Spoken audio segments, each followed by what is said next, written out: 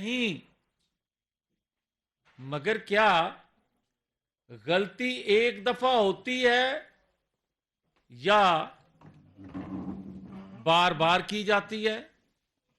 बार बार वही जुर्म करने को गलती नहीं, एक पॉलिसी, एक बयानिया कहा जाता है,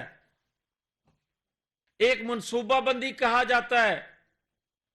और ये जो बार बार किया जा रहा है, अगर तो दबाव में लाकर अदारों को अपने मन मर्जी के फैसले लेने हैं, अगर तो मसल्ला कोशिश करके, गिराव करके, दबाव में लाकर फैसले लेने हैं, तो फिर चले इसी तरह चलते हैं। अगर दबाव में, अगर गाली देके ही पाकिस्तान के अंदर निजाम ने चलना है, तो फिर हर जमात को आजादी दे दें, फिर कानून नाम की कोई चीज ना रहने दें, कोई अदालतें, कोई अदारे ना रहने दें।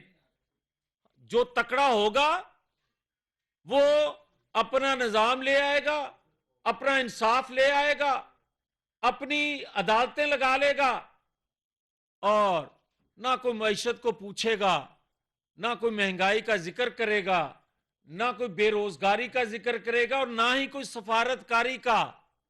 बल्कि हम उस जंगल में चले जाएंगे जहां पाकिस्तान मुखालिफ कुव्वतों का ख्वाहिश तस्वर है, और इस तस्वर ख्वाहिश को पूरा कौन कर रहा है?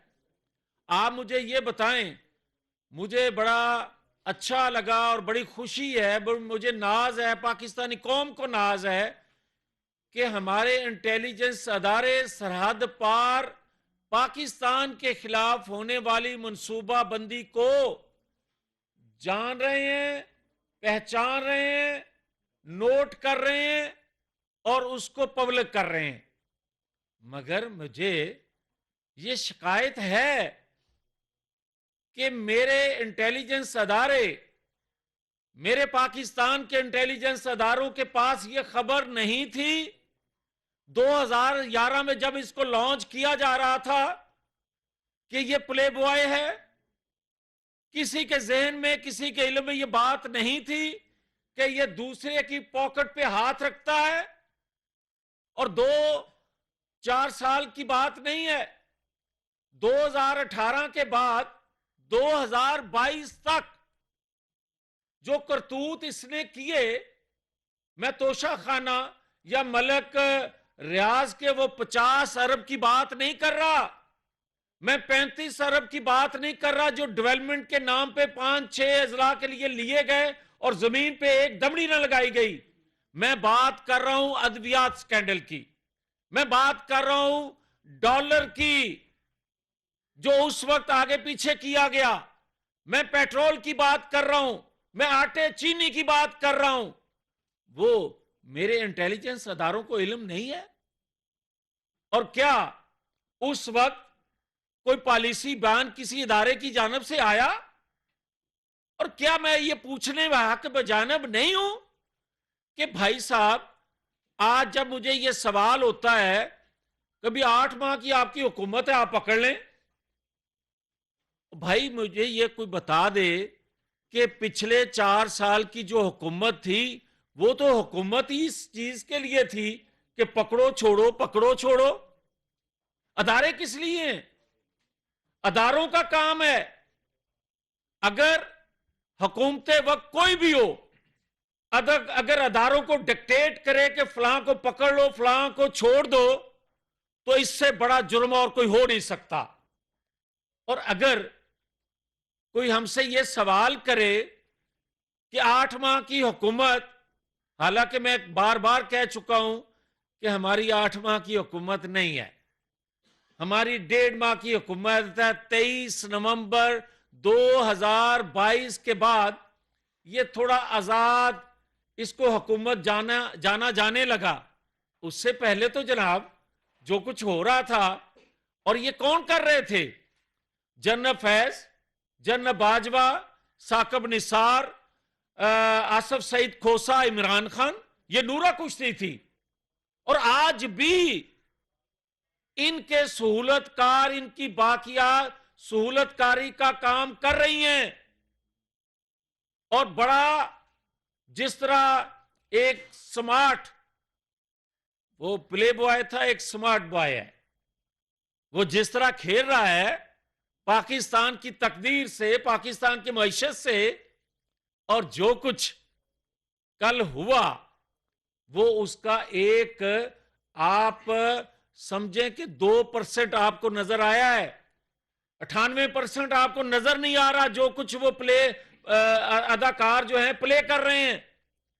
और जब कोई सवाल हमसे ये करता है कि आपकी 1.5 माह की हुकूमत ही सही, तो आप क्यों नहीं इसको नकेल डालते, तो मैं बड़ा मासूमाना उनसे गुजारिश करूंगा कि 2017 में भी हमारी ही हुकूमत थी, जब ग्रेड 6 के लोग क्लर्क जो थे वक्त के प्राइम मिनिस्टर के खिलाफ गवाहियां दे रहे थे। वो बात यह है कि हुकूमत हमारी थी, मगर हमसे जो ताकतवर थे वो काम करवा रहे थे। और आज अगर एक शक्ल बदली है तो किसी दूसरी शक्ल में सहूलतकारी हो रही है। मुझे कोई ये बताए, मुझे बड़ा एहतराम है अदालतों का, मैं हमेशा अदालतों का एहतराम करने वाला वो शख्स हूं कि जब मेरे पे गद्दारी का मुकदमा बनाया गया तो बगैर किसी वजह के लाहौर के साबिक चीफ जस्टिस कासिम खान साहब ने मुझे कोर्ट में बुला के, मैं तो रिलीफ लेने गया था तो मुझे बुलाया गया, मैंने ये कहा कि लोअर कोर्ट में उस वक्त के जो जज साहब हैं वो कहते हैं मेरे पे बड़ा दबाव है कि इसको एक डेट नहीं देनी, तो जनाब वो कहता है या चेंज कर लें या आप अंदर होने के लिए तैयार हो जाएं।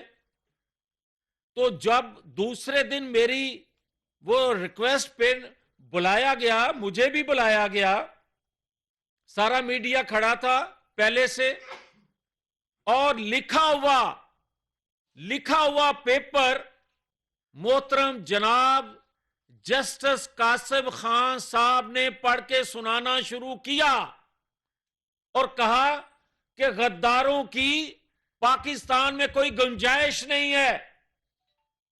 मैंने सवाल किया, मेरे वकील साहब ने सवाल किया कि बताएं तो सही गद्दारी की क्या है।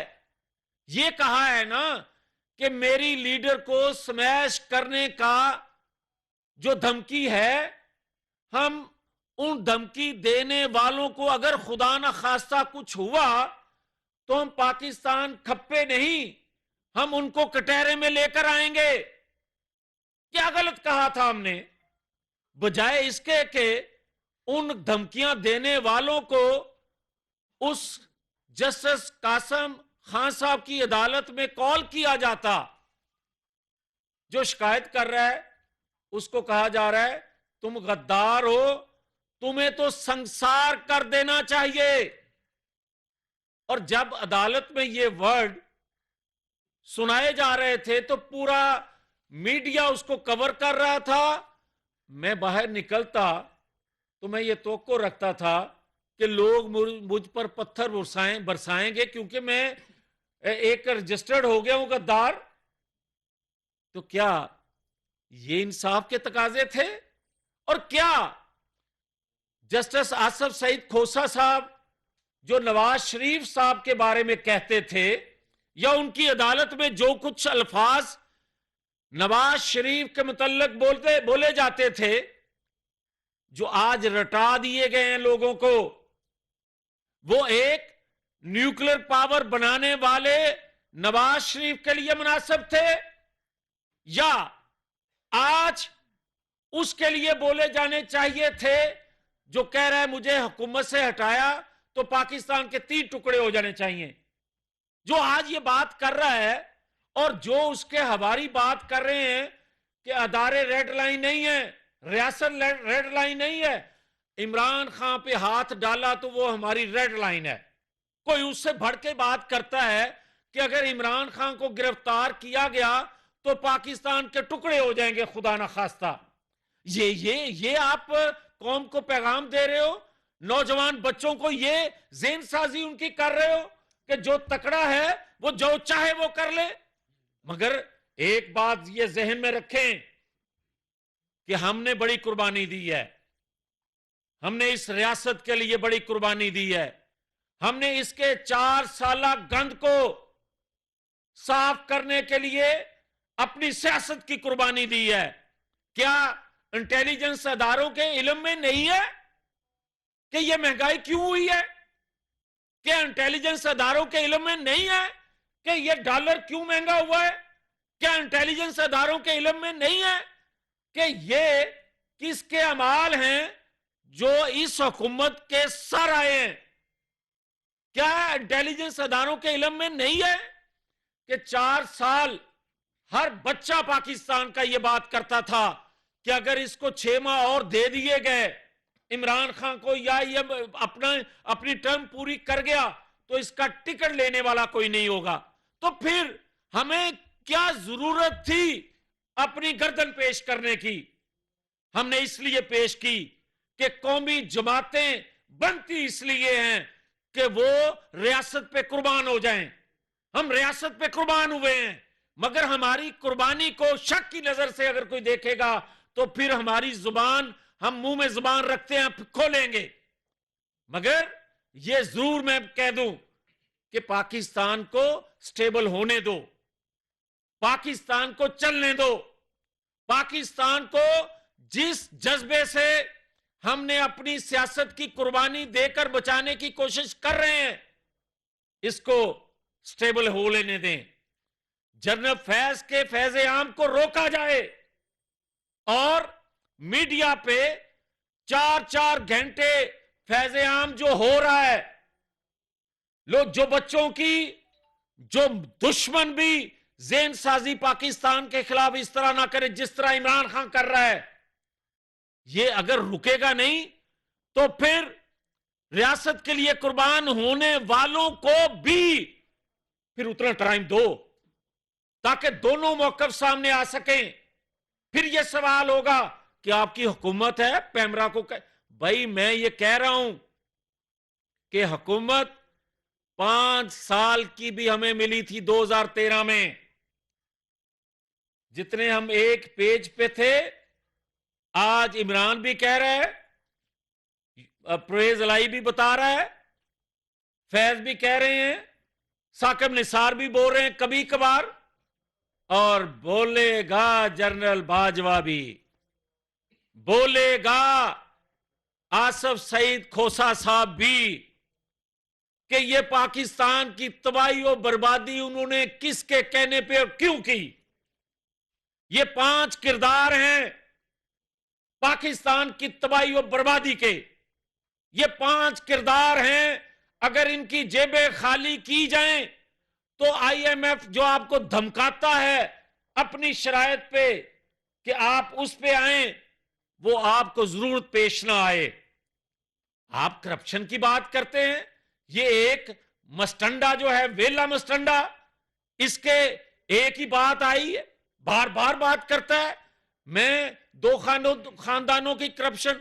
और भाई दूसरा खानदान तो अपनी जवाब आप दे, मगर मैं अपने खानदान का जवाब जरूर देता हूं कि परवेज मुशर्रफ ने सूरज सवा नेज़े पर था उसका जुल्म का, उसने इन्वेस्टिगेट किया, एक दमड़ी निकली है नवाज शरीफ की, तो बताओ 4 साल तुम्हारे पास एक पेज था, तुमने जो कुछ करना था कर चुके, एक दमड़ी करप्शन की निकाल सके हो तो बताओ। मगर अगर आप 4 साल कुछ ना कर सको, बेगुनाह लोगों को 2-2, 3-3 साल जेलों में डालने के बाद आज अगर बगैर सबूत के जो कोई बरी हो तो उसको आप कहते हो इसको NRO मिल रहा है, और आपको आज तक ताहयात जो NRO मिला हुआ है कौन बताएगा उसका? मैंने पिछली दफा भी बात की थी, मैंने कहा था भाई इमरान खान साहब इस्लामाबाद कोर्ट में जो केस है आपकी बेटी के हवाले से, आप कह दें मेरी बेटी है या मेरी बेटी नहीं है, कोई तीसरी बात तो है नहीं, केस खत्म हो जाएगा। क्यों उस पर भी डेटे ले रहे हो, और क्यों 7-8 साल एक केस को लटकाते हो? और अगर आप पाक साफ हो तो जिस तरह लोगों को कहा करते थे रसीदें दिखाओ, फिर तोशाखाना की रसीदें दिखा दो। आप लोगों को कहा करते थे कि सबूत लेकर आओ, उस वक्त सबूत दिए जाते थे, मगर साकिब निसार एंड कंपनी मानने को तैयार नहीं थी। वजह, पीछे जनरल फैज और जनरल बाजवा खड़े होते थे। आज अगर वो पीछे उन फैसलों के नहीं हैं तो फैसले जो आ रहे हैं वो आपके सामने हैं। मगर मुझे कोई सिर्फ ये बता दे कि क्या पाकिस्तान का मसला आज सिर्फ एक है कि इमरान खान को नींद आई है या नहीं? क्या पाकिस्तान का मसला आज सिर्फ यह है कि इमरान खान को कब गिरफ्तार करना है कब नहीं? क्या पाकिस्तान का मसला नंबर 1 यही रह गया है कि फवाद चौधरी गिरफ्तार हो गया? ये नहीं इस तरह चलेगा। पाकिस्तान को चलाना है, चलने देना है तो फिर इंटेलिजेंस अदारों को सब कुछ साफ साफ कौम को बताना होगा जो उनके इल्म में।